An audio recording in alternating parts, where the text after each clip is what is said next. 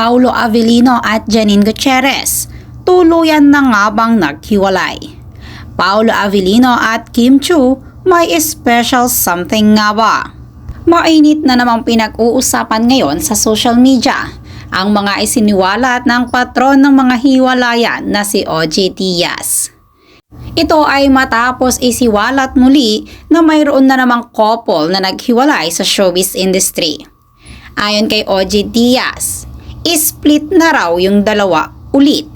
Yan ang kanyang mga naging pahayag sa isa sa mga episode ng kanilang showbiz update.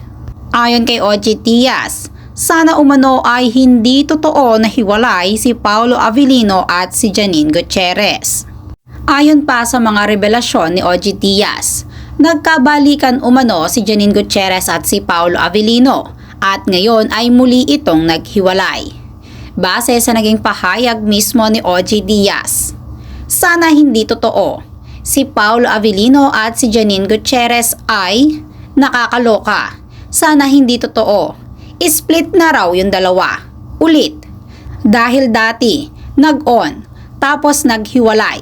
Nag-on ulit. So yan ay sabi lang sa akin ng nakausap at yan ay kailangan nating marinig mula mismo sa bunganga ng kabayo.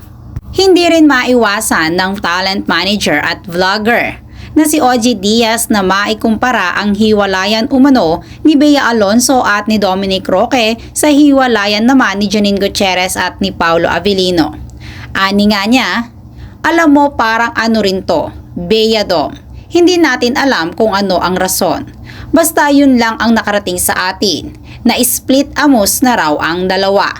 Pero hindi po yan confirm. Narinig ko lamang po yan, dagdag ni OJ Diaz. Ilan naman sa mga komento ng mga netizen, ani nito, sino pa ang hindi naghihiwalay na celebrity couples dyan? Sige na, isahan nyo na para hindi naman masakit lalo. Mayroon ding nagkomento, daming babae dyan ni Paolo, before may GF na model yan, bago naging sila. Hindi rin nakaligtas sa mapanuring mata ng mga netizen ang naging komento ng ilan sa mga nagsiship sa Paolo Avellino at Kim Chiu. Ani ng ilang mga netizen, tila may something naman umano na special sa pagitan ni Paolo at ni Kim Chiu. Kung talagang hiwalay na umano si Janine at si Paolo, wala naman umanong magiging masama kung magkaroon ng special something si Kim Chiu at si Paolo. Dahil single rin ngayon si Kim Chiu. Ani pa ng ilan ay mas bagay umano si Paolo at si Kim Chiu dahil talagang nakakakilig ang dalawa hindi lamang sa kanilang mga eksena kundi pati off-cam.